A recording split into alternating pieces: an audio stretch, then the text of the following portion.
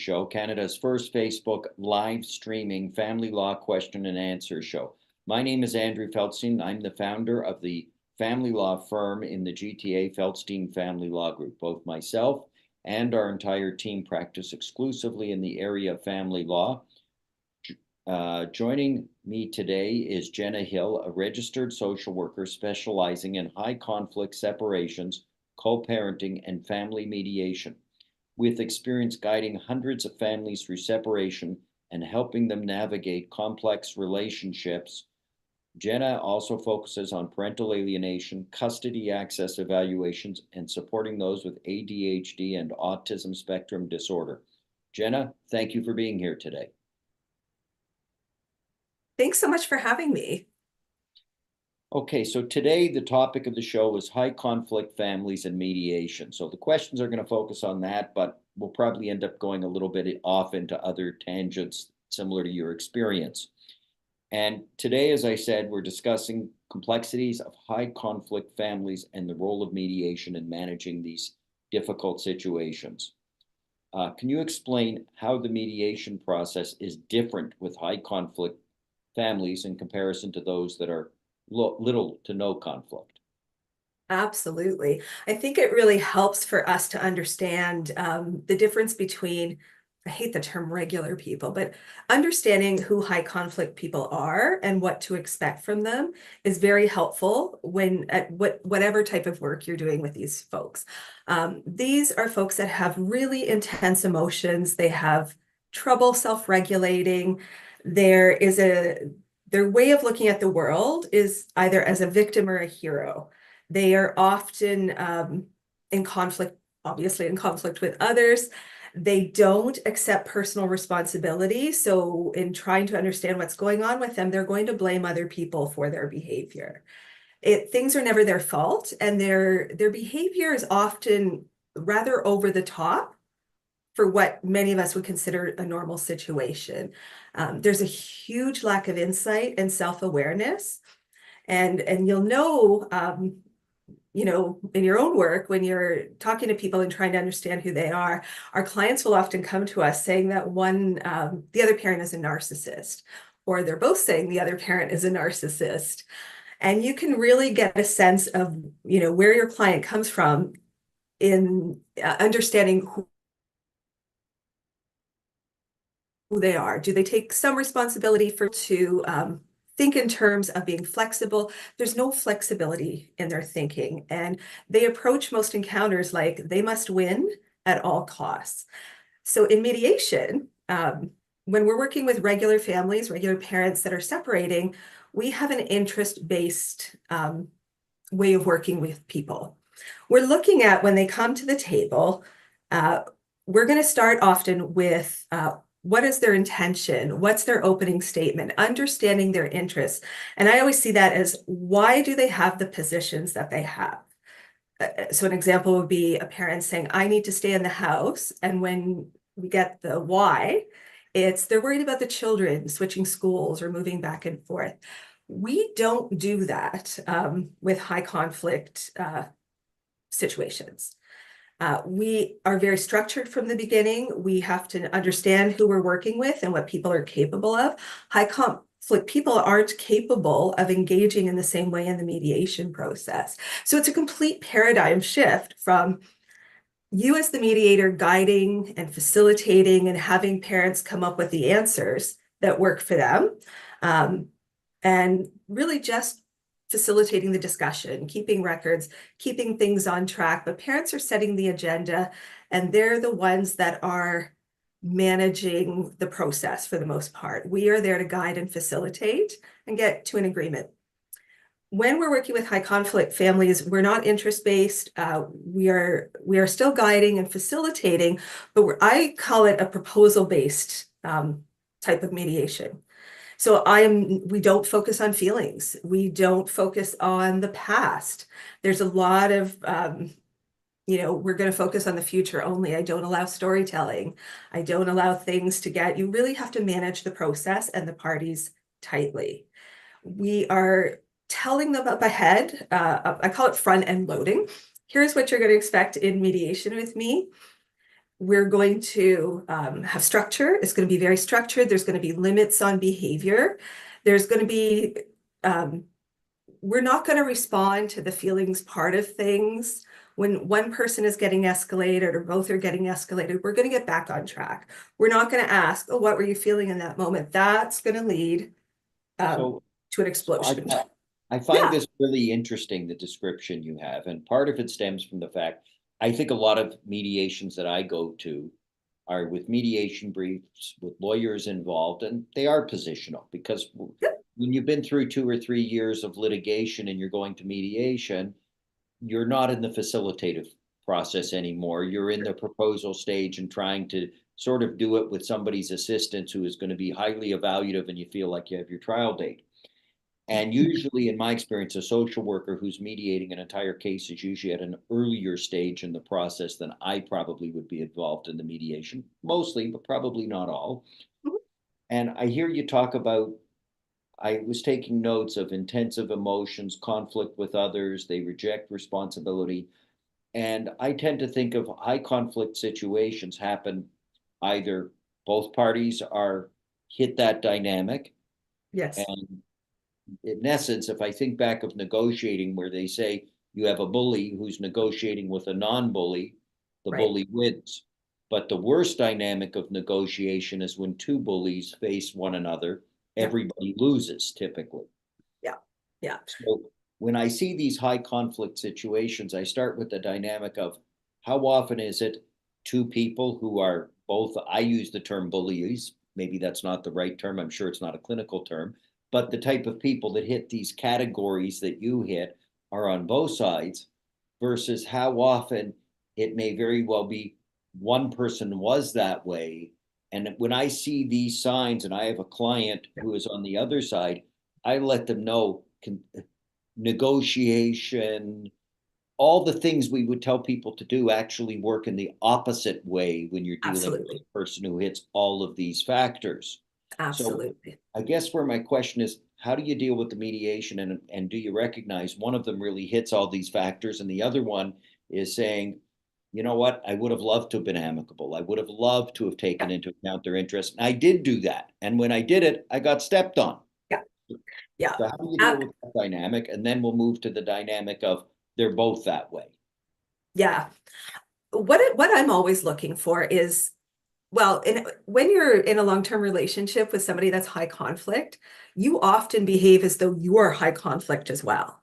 You've tried to go along, you've tried to keep things on an even keel, you avoid the trigger topics, but most of us in our personal relationships, and I speak for myself as well, it's not that easy. We are emotionally attached to our people, our family, our responses. And so in most situations, you're going to find the person that is more reasonable, the person that's looking to end the conflict. And that I talk about front loading a lot, but it's understanding who our clients are, whether we're counsel or mediators or therapists. I hate the term coaches because I struggle a bit with that. But if we're working in that area, we need to know who our people are. And most times there is one that wants to get this done. So in rare situations, you see both. That I like the term bullies because that is really what they are. That's how they get through life. But not in their minds. In their minds, they're the victim and they're responding that way because somebody has provoked them. So a way to figure it out is, are you able to teach your client to behave differently? And do they get it? And high conflict people, the rules are not for them. Like, they don't have to do that, because if you understood how awful Sheila was, you wouldn't expect me to behave differently. Um, my boss is this. Everybody is doing things to them, and there's no insight. So we certainly don't tell people they're high conflict because they're going to expect that it's their partner. If it's both of them, they may not be appropriate for mediation. Well, you see, in my experience, the reason people who are high conflict are agreeable to mediation and make deals in mediation is, in essence, I think, for their own self-preservation. Because when they have a real appreciation of what the cost is, that's the fear factor that makes them settle. Now, It is. I Yeah, it said is. before, you're probably involved earlier in mediations than later in the proceeding. When I you're do getting both. Yeah, when you get the mediation that's 2 months before a trial date, 3 months before a yeah, trial date, I and do they're those. staring down 200,000 of legal fees or 100,000 a piece, that can take that, in my experience at least, that high conflict person to realize I don't like my other option. Yeah, yeah. Yep. And I hear that a lot when I'm trying to figure out why you're here before anybody is identified. I think as you do the work, you can kind of smell the high conflict in the room. You can figure it out fairly quickly. But when you're talking to people, that is really a motivation for them. Like they would like this to be over. Some of them, it will never be over, like because they're never going to be wrong and they're going to challenge and they're going to want to bring it back. And we could talk about who's not But appropriate for mediation, but quite frankly, when you say it's never going to be over, the children can be adults, and uh-huh. it doesn't mean it's over. The battle can continue with grandchildren. It can Yep. continue with weddings, with graduations. I may not see that as a lawyer, but sometimes I have clients. I'll bump into them. They'll refer a client and come into a meeting with that client, and then they'll tell me the horror story of planning the wedding or when the grandchild was born and who gets to babysit when, and you can get, Yeah. No. you know, and it's sad for people because the engagement of the battle really never ends for certain people. Never ends. Yeah. And I don't know if you see people that you can recognize as high conflict, but they're also smart enough that they've done a lot of reading so Yes. that they can present to say, well, I'm reasonable. I want to be able to co-parent. I want to do everything, and find their subtle reasons not to. Yeah. The And real tell is when there is a solution on the table, are are are they able to accept it? Are they able to even look at it? I think about, so I'm doing less parent coordination than I used to. Well, I'm working part-time right now. But that is all high conflict mediation in my experience. And so you can really figure it out quickly when we come to an agreement. And I like an example would be like, we finally agreed, the parents have been fighting, Susie's going to play soccer this year. And 2 months down the road, mom does not agree with soccer anymore. That's why I'm like, you get it in writing, you get your MOU down, and we have an agreement. Those people will disagree that they agreed. well, yeah, or they'll Yeah. find a reason that soccer is no longer appropriate. Yes, they're Whether going to it's, have all the reasons. Yeah. the tutor is only the ideal tutor is only available on the night of soccer. Yeah. Like that, that They're will be there. the time Yes. that it's going to go. They will always find Yeah. little extra, and they think they're being really smart and that nobody Oh, sees. yes. Yes. Yeah. No, I, you're absolutely right. They're not looking for solutions. They're looking to continue the conflict. And in fact, when there is no conflict, as people, they don't really know how to manage themselves.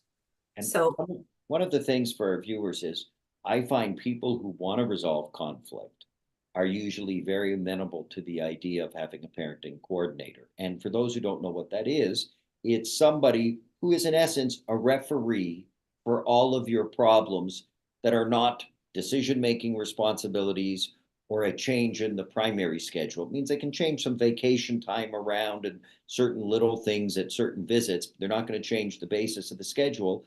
And why that referee is important, because most of the fights that actually happen between parents, which may be all about power and control, usually is, stem from soccer, stem from vacations, the ability to know when the vacation is going to take place. Some people hold on to the travel consent to the last possible minute mm, because they know it torments the other parent or always wants something in return. And the yeah. easiest tell when someone wants to avoid conflict is they're happy to have the parenting coordinator, because then at Yes. least they know there's a referee. The Yeah. person who wants the conflict doesn't want the parenting coordinator because they think, well, you're not going to take me to court to get that travel consent and go spend $5,000 to take a road trip to Buffalo on a weekend to take the Yeah. kids shopping Yeah. Yeah. instead of paying you Yes. your hourly rate. Yeah. And one of the techniques I use is to remind them of my hourly rate as a parenting coordinator. It's $300 an hour if you want to fight about Susie's shoes. Um, It's a lot cheaper than going to court and paying me at yeah. my hourly rate Yeah. and the lawyer on the other side and having a judge award costs. I look at it and I say, $350 an hour, that would be amazing if that's going to resolve it, because what usually happens, and the viewer should understand how effective parenting coordination is, in the sense that you sign on for somebody like you may have one or two or three skirmishes, and you're going to tell me, how often do people chronically come back, or do they sort of learn what the result's going to be anyways and smarten up? So high conflict people do not learn. They do not Okay. learn because they're always right. And there's always, as you said, a caveat for every decision. Well, I think you should know that when I was at the soccer match, dad did this and this and this. And so then that's a problem.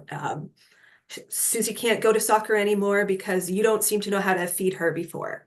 Like there's no interest in agreeing or keeping to an agreement, which is why I'm so tight when I mediate. I don't allow a lot of discussion. I allow questions and answers, but I want them to ask their questions, not tell me their stories. And people have to understand that if you're not high conflict, it's easier, because if somebody does something nasty to somebody, there's a better chance they're going to be met in kind. That's the nature of life. And if you're Yeah, good, the other side's going to be good. And I give the example of hockey because I know hockey. I coached my son's hockey team when he played. And the simplicity of it is, when I stopped coaching his team, at the end of the game, I'd say, if it wasn't my parenting time, I'd say good game to him from the stands as he walked off the ice, and then I'd leave, because there's no reason that I need to hang around at the rink for 20 minutes, or he always took a half hour. I used to call him right? the rain delay. And you'd wait a half hour. There's no reason that the other spouse stands around to wait for a half an hour to walk out with them when it's not their parenting time. Yeah, And they may think they're being good that way, and no, not. And yeah, and the kids don't want both parents there either. not when there's conflict. I mean, they would love their parents to both be able to support them, but these folks cannot do that. And we're not like, for people that are not high conflict, we're not really trained to manage high conflict people. So we often engage back. We are trying to diffuse their argument by giving them facts. They don't want facts, they want to win. And so one of the things I work really hard on is to teach people, how are you going to reply? Stay on topic, because you cannot change your high conflict person. It's like I like this office chair, but I'd rather be sitting in a sectional. Wishing and hoping is not going to make my chair a sectional. You're dealing with a chair. So you have to know who you're dealing with. And over explaining really triggers high conflict people, because they're going to go through the over explained email and they're going to pick and pull out every bit of thing that they can argue with. And we still don't know where Susie's mittens are. You're a lousy parent. We're going to, that they're looking for the fight. And that's something to remember. When we're mediating, as mediators, we have to really control the process and really structure it so that there's no opportunity for that. And when they come back, you refer to what we've agreed on, and that's done. So one of the problems I see, because I know one of the things I think you do is reconciliation work, if I'm correct, in parental alienation cases. And I know this isn't in the focus of mediation, but sometimes I hear clients say, okay, Andrew, you got me into reconciliation counseling. I spent gobbles of money to get a court order to get it started. And now the spouse is saying, I'm not going to go. The kids don't want to go. Or once they do come, they say, I'm not available this week. My child can't miss their gym class. It Yeah. needs to be next week. How do you deal with that? Um, Again, I'm a front load person. So when I get a referral, we receive referrals before I do an intake, before I connect with counsel, unless when we just worked locally, I knew all of the London lawyers and the St. Thomas lawyer, and you could give them a call. Now that we're, all through Ontario, we don't know the people that we're working with sometimes. But before I do anything, I or my assistant will send them a little package. Here's what parenting coordination is. Here's what voice of the child is. And then the second one is what to expect. And it is literally the entire process. And when we meet, we go through that and the expectations are clear. So for mediation with high conflict people, the structure is it's proposal based. The other person asks questions until they're done asking questions. And then you have only three choices, yes, no, and I need time to think, and I need time to think will be limited. It's really keeping the structure in place because they're going to push. And so there's a consequence for not following the rules. So you have 2 hours, you have 2 days, you have until next Tuesday when we meet, and then we need an answer. If there is no answer and no further questions, the proposal will stand. And so you know that from the beginning.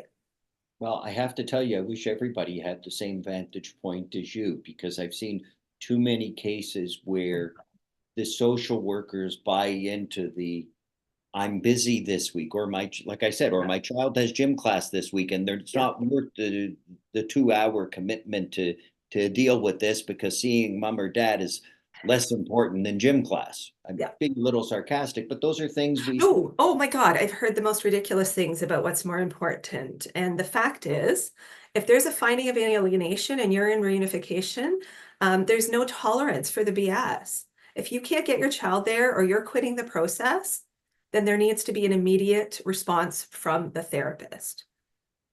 Okay, so I find that really helpful in terms of what you're saying, because And that's very for structured. I'm saying that because for our viewers who are watching who have been involved in this, it's all too often I see reunification therapy not working Yeah. because somebody is undermining it and nobody is being strong enough to bring it in. And one of the worst things we see as family law lawyers is parents when they're estranged from children, I know. when there's no real reason to, you can always ask a child why they don't want to see the other parent, and you get a pretty good idea. Sometimes it's legitimate. Oh, he or she hit me, he or she was always drunk, or disappeared and left me alone, and you hear the story, go, wow, oh my God. Then the ones you hear, well, mommy says he didn't have enough fruits and vegetables when I was with daddy, or daddy doesn't Daddy feed put his me. hands on me. And then you ask, what does that mean? And no one knows. Because I'm like, well, I put my hands on you when we were going outside. So am I in trouble? Like with kids, we have to remember that they're indoctrinated. And alienation is very different from estrangement. There's lots of reasons for parent-child contact problems, ages and stages, differences in personality, an affinity for one parent over the other. True alienation, though, the intent of that parent is to remove the other parent. And so our job is to call that out every single time, to be able to, and to have a judge seize the case is so helpful. And Uh, hard. and And hard. hard. Yes, we've had success in London and St. Thomas recently. And like, I love it because you can immediately get back into the court and be like, this is what happened last week. And if you have a lawyer for the alienated parent or the rejected parent, gets it and is willing to do the work, and of course that's costly, there's another motion saying, mom didn't or dad didn't bring the children. And, Dad quit therapy. Like there needs to be an immediate response because and time is a problem. And one of the things I will tell you is it's a complaint about my profession, because sometimes we as lawyers, we can see clients who can very quickly go into the alienation track. And I really Yeah. believe it's important for us as lawyers to tell the client all the reasons they shouldn't, including the Yes. damage they're going to do to the children, the Yes. cost of legal fees, because sometimes people don't care about the damage and it's I their know they don't because they self-interest. don't see it, right? They don't see Yeah, it. but their self-interest of dollar signs of what it's going to cost and the risk ultimately of a change of residence being self-preservation do that. And Yes. I'm a real firm believer, and I know the lawyers at my office do the same thing, which is we will tell our clients the reality as soon as we see that kind of behavior, because sometimes if you nip it in the bud early, it will never materialize Yeah. and not get to a point where they don't want to dig their heels out of it because they're too far into it. So I think that's really That's a important. that is a rarity in my experience. That my experience is that clients often show up and they are completely unprepared for whatever we're doing together. Because I work with the OCL as well, whether we're doing a report or a voice of the child, clients are not prepared for what's happening. Or if they're dealing with a high conflict X, they're not taught how to present their information. What information is important? They often look as crazy. Both parents will look crazy. And so I see it more in the States, and I hope it catches on here, and I'm absolutely passionate about it. But family law mental health consultants, down in the States, they call it more like divorce coaching. And I'm not a fan of the coaching piece, because I think you need to have a really solid background in law and therapy and all of it coming together and mental health. And we're not trying to get our clients to, brush bad behavior or under the rug, but to get our clients to present evidence that's relevant, to not be dysregulated, manage your emails, how to respond to these high conflict emails.